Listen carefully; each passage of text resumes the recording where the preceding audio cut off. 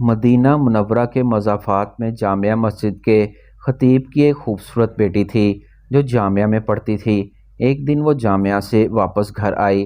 گاڑی سے اترتے وقت ایک لڑکے نے اس کا چہرہ دیکھ لیا۔ لڑکی بہت حسین و جمیل تھی۔ لڑکے کو پسند آئی۔ اس نے پتہ کیا، لڑکی خطیب صاحب کی بیٹی تھی۔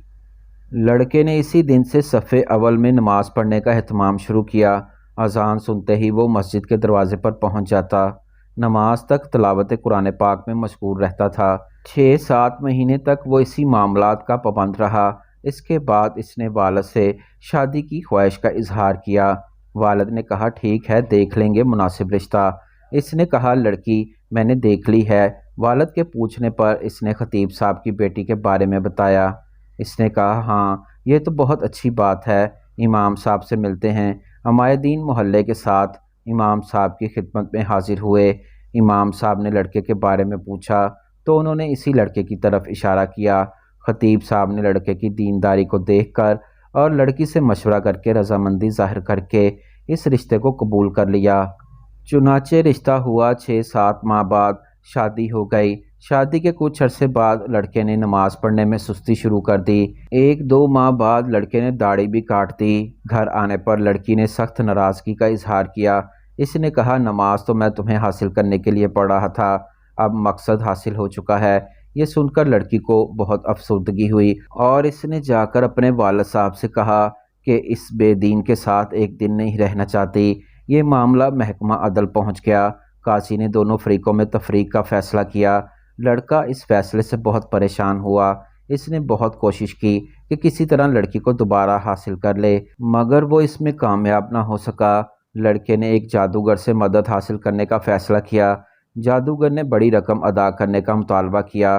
لڑکے نے سارے پیسے پیشگی میں ادا کیے۔ کچھ دن گزرنے کے بعد جادوگر نے مزید پیسوں کا مطالبہ کیا۔ لڑکے نے فی الفور وہ بھی ادا کیے اور کہا کہ کام ہو جانا چاہیے، پیسوں کی فکر نہ کرو۔ 1 ماہ بعد جادوگر نے لڑکے کو بتایا آ جاؤ اور اپنے پیسے لے جاؤ، تمہارا کام نہیں ہوا۔ وہ لڑکا جادوگر کے کمرے میں پہنچا تو جادوگر نے ایک بڑا چاقو ہاتھ میں لیا۔ لڑکے نے حیرت زدہ انداز میں پوچھا یہ کیا کر رہے ہو؟ جادوگر نے کہا مجھے قتل کر دو ورنہ وہ مجھے قتل کر دیں گے۔ لڑکے نے کہا میں یہ نہیں کر سکتا۔ لڑکا پیسے لے کر بھاگنے لگا۔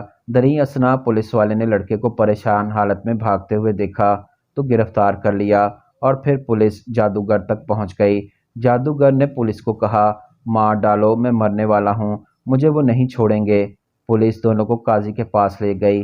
قاضی کو جادوگر نے پوری کہانی سنائی کہ ہم استمداد بالشیاطین کے ذریعے جادو کا عمل کرتے ہیں اور کامیاب ہو جاتے ہیں، لیکن اس لڑکی پر جب میں نے یہ عمل کیا اور شیطانوں سے مدد حاصل کرنے کی کوشش کی تو اس گھر کی حفاظت پر فرشتے مامور تھے۔ پھر میں نے دوسرا عمل کیا، تب بھی فرشتے مامور تھے اور پہلے سے زیادہ تعداد میں۔ اس کے بعد میں نے رئیس شیطان سے مدد لینے کی کوشش کی۔ اس بار جب وہ گھر کے پاس گئے تو وہاں جبرائیل امین کھڑے تھے۔ اس دن کے بعد سے اب مجھے وہ شیطانی گروہ مارنے پر تلا ہے۔ قاضی حیران ہوا۔ اس نے خطیب صاحب کو بلایا۔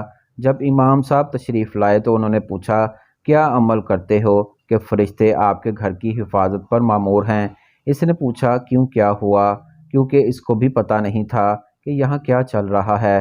جب انہوں نے امام صاحب کو پوری کہانی سنائی تو امام صاحب نے کہا کہ ہمارے گھر میں صبح روزانہ سورہ بقرہ کی تلاوت ہوتی ہے، اور جس گھر میں سورہ بقرہ کی تلاوت ہوتی ہے اور شیاطین اور جنات کا کوئی عمل اس گھر پر اثر نہیں ہوتا، نیک خاندانوں کی حفاظت کے لیے اللہ تعالیٰ ایسا انتظام کرتا ہے۔